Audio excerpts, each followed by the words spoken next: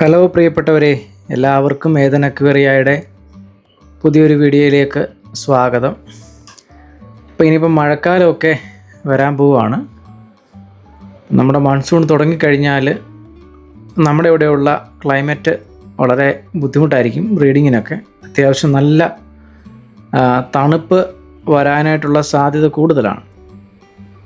അപ്പോൾ അതുകൊണ്ട് ഒരു ജൂൺ മാസത്തിൽ നമ്മൾ മാക്സിമം ബ്രീഡിങ് നടത്താതെ ഇരിക്കാനാണ് ഇപ്പോൾ പ്ലാൻ ചെയ്യുന്നത്. നല്ല ക്ലൈമറ്റ് ആണെങ്കിൽ ചിലപ്പോൾ ചെയ്യും, പക്ഷേ ഒരു ചെറിയൊരു ബ്രേക്ക് ജൂൺ മാസത്തിൽ എടുക്കാമെന്ന് വിചാരിച്ചാണ് ഇരിക്കുന്നത്. കാരണം നമുക്കൊരു 3-4 ബാച്ച് ബെറ്റാസ് ഓൾറെഡി ആയിട്ടുണ്ട്. അപ്പോൾ അതുകൊണ്ട് ജൂണിലേക്കുള്ള മഴക്കാലത്തുനിന്ന് മാറ്റി വയ്ക്കാമെന്നാണ് വിചാരിക്കുന്നത്. പക്ഷേ അതിന് മുമ്പ് ഒരു ബ്രീഡിങ് ഇവിടെ നമുക്ക് കംപ്ലീറ്റ് ചെയ്യണം. അപ്പോൾ അതിനുവേണ്ടിയുള്ള പെയറുകളൊക്കെ അത്യാവശ്യം സെലക്ട് ചെയ്തുകൊണ്ടിരിക്കുകയാണ്. ഇപ്പോൾ നിങ്ങൾ കാണുന്നത് ഒരു റെഡ് ഡ്രാഗൻ്റെ പെയറാണ്. പ്യുവർ ലൈനാണെന്ന് ചോദിച്ചാൽ അത്ര സ്കെയിലൊന്നും അത്ര പോരാ. പക്ഷേ ഫീമെയിൽ പ്യുവർ ഡ്രാഗൺ സ്കെയിൽ തന്നെയാണ്. മറ്റേതൊരു ഫാൻസി ഡ്രാഗൺ എന്നൊക്കെ വേണമെങ്കിൽ നമുക്ക് പറയാം. അപ്പോൾ ആ ഒരു ടൈപ്പിലാണ്.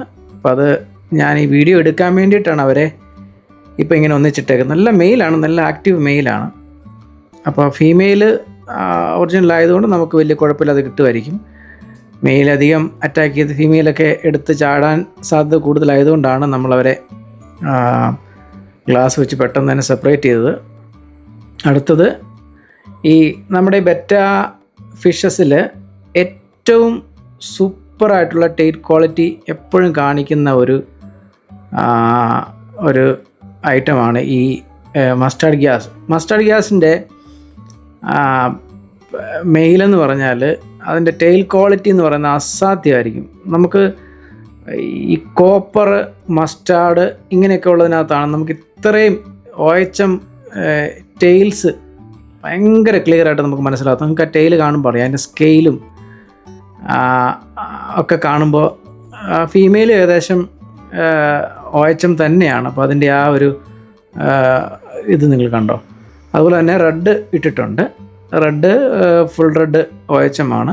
അത് ഈ ഫസ്റ്റ് ബ്രീഡിംഗ് ഒക്കെ കഴിഞ്ഞപ്പോൾ ആളുടെ ടെയിലിന് കുറച്ച് ഡാമേജ് വന്നിട്ടുണ്ട്. പക്ഷേ ആൾ നല്ല ആക്റ്റീവാണ്, നല്ല ആക്റ്റീവായ ഒരു മെയിലാണ്.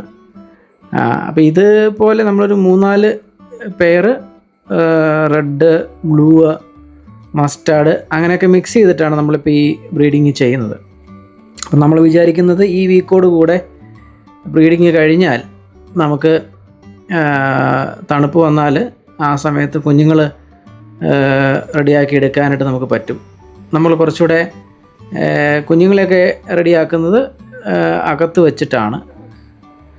കാരണം പുറത്ത് നല്ല തണുപ്പ് വരാനായിട്ട് സാധ്യത കൂടുതലാണ്.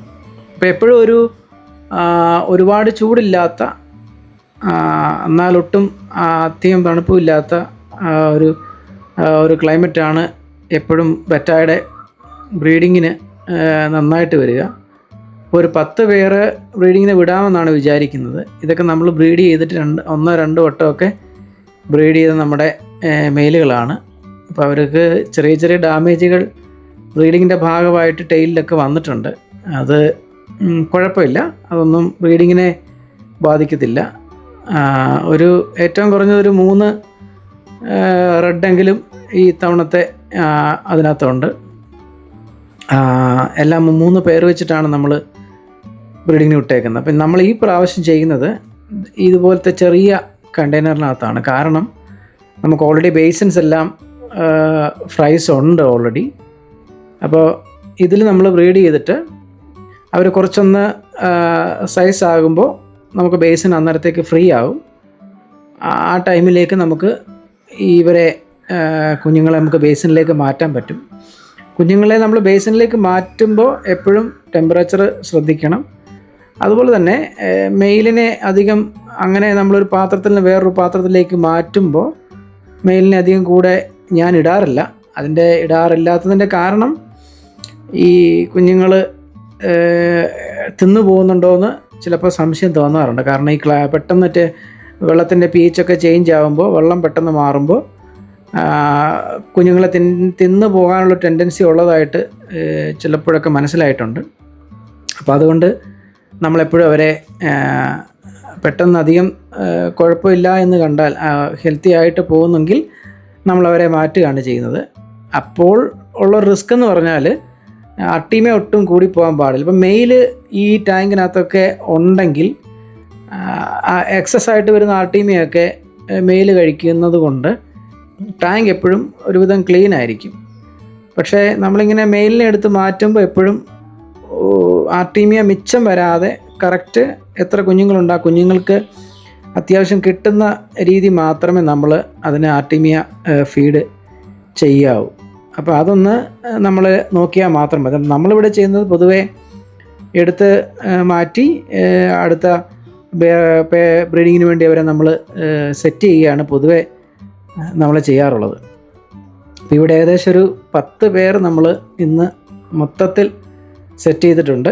എല്ലാം തന്നെ ഈ ചെറിയ ടൈപ്പ് കണ്ടെയ്നറിലേക്കാണ് നമ്മൾ സെറ്റ് ചെയ്തേക്കുന്നത്. അപ്പോൾ നാളെ കഴിഞ്ഞൊക്കെ ആയിട്ട് അവർ എഗ് ചെയ്യും.